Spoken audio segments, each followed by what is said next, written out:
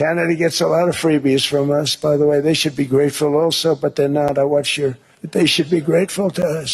നന്ദി വേണം സുഹൃത്തെ, നന്ദി. എന്തിന്? നിങ്ങളുടെ ചെലവിലാണോ ഞങ്ങൾ ജീവിക്കുന്നത്? ട്രംപിന്റെ വായടപ്പിച്ച് കനേഡിയൻ പ്രധാനമന്ത്രി മാർക്ക് കാർണിയുടെ കുറിക്കുകൊള്ളുന്ന മറുപടി. കൊണ്ടും കൊടുത്തും കാനഡ US നയതന്ത്ര തർക്കം മുറുകുകയാണ്. ഗസ ബോർഡ് ഓഫ് പീസും ഗ്രീൻലാൻഡും ഗോൾഡൻ ഡോമും പിന്നെ ദാവോസിൽ ട്രംപിനെ ഏറിലാക്കിയ പ്രസംഗവും സംഗതി അത്ര പന്തിയല്ല. കാർണിയുടെ രൂക്ഷ വിമർശനങ്ങൾക്കും നിലപാടുകൾക്കുമെതിരെ മുട്ടി നിൽക്കാൻ ട്രംപ് നന്നേ പാടുപെടുന്നുണ്ട്. ഇങ്ങനെ പോയാൽ വൈകാതെ ചൈന നിങ്ങളെ വിഴുങ്ങുമെന്ന ഭീഷണിയിലാണ് US പ്രസിഡന്റ് എത്തി നിൽക്കുന്നത്. കാർണി എങ്ങനെ ട്രംപിന്റെ കണ്ണിലെ കരടായി? ട്രംപിന്റെ പുതിയ നീക്കം അയൽരാജ്യത്തിന് നേരെയാകുമോ? 2026 ജനുവരി 20 സ്വിറ്റ്സർലാൻഡിലെ Davos world economic forum annual meeting വേദി. കനേഡിയൻ പ്രധാനമന്ത്രി മാർക്ക് കാർണി സംസാരിക്കുന്നു. വൻ ശക്തികളുടെ മത്സരകാലത്താണ് നാം കഴിയുന്നത്. അവർ തോന്നുംപടി ചെയ്യുന്നു. അതിന്റെ ഫലം അനുഭവിക്കുന്നതോ ദുർബലരും. കാർണി തുടർന്നു. ദാവോസിലെ മനം കോച്ചുന്ന തണുപ്പിനെ കീറിമുറിച്ച് കാർണിയുടെ പൊള്ളുന്ന വാക്കുകൾ കടന്നുപോയി. പരിവർത്തനമല്ല, അടിസ്ഥാനപരമായ തകർച്ചയാണ് ലോകം അഭിമുഖീകരിക്കുന്നത്.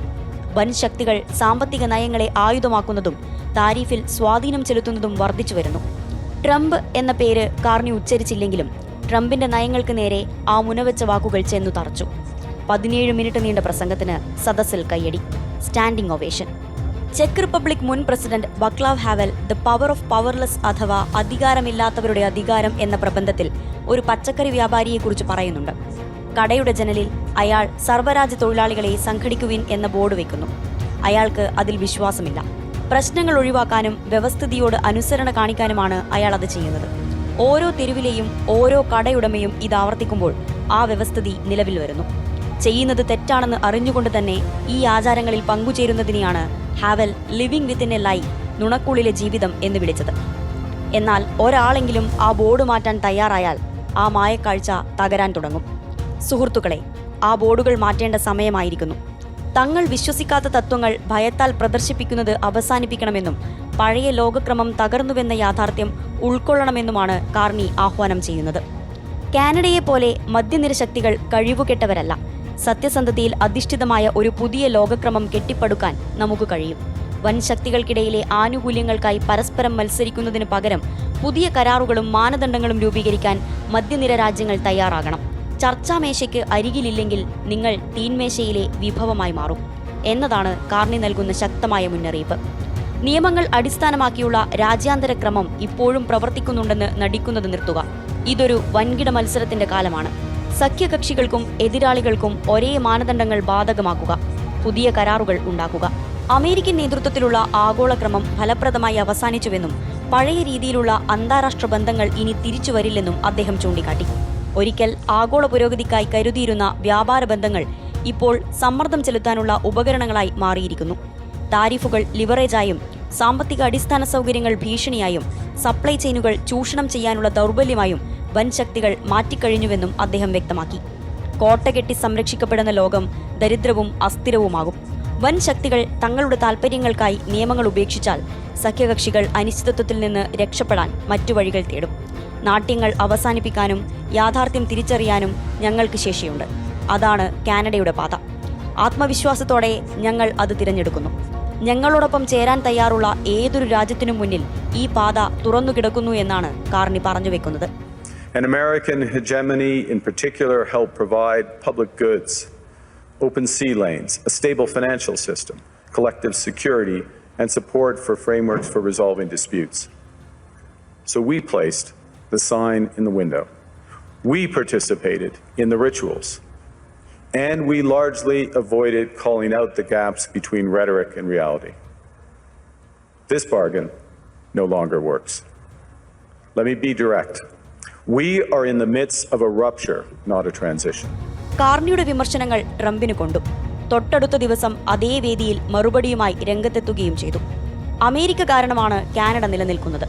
കാനഡ ഞങ്ങളിൽ നിന്ന് ധാരാളം സൗജന്യ സഹായങ്ങൾ നേടുന്നുണ്ട്. അതിനുള്ള നന്ദി കാട്ടണം.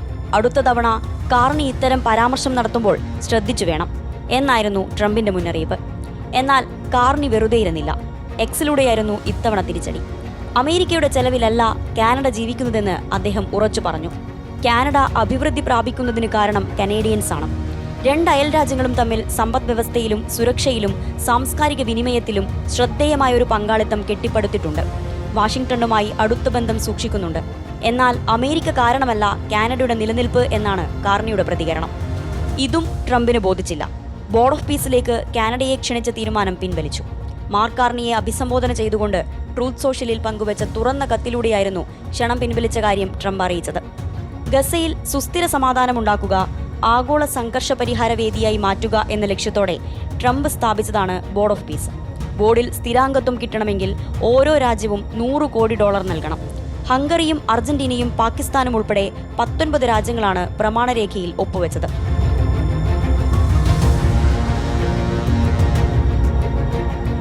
US മുന്നോട്ട് വെച്ച മിസൈൽ പ്രതിരോധ സംവിധാനമായ ഗോൾഡൻ ഡോം പദ്ധതിയോട് മുഖം തിരിച്ചതിനും കാനഡയ്ക്ക് ട്രംപിന്റെ രൂക്ഷ വിമർശനമുണ്ട്.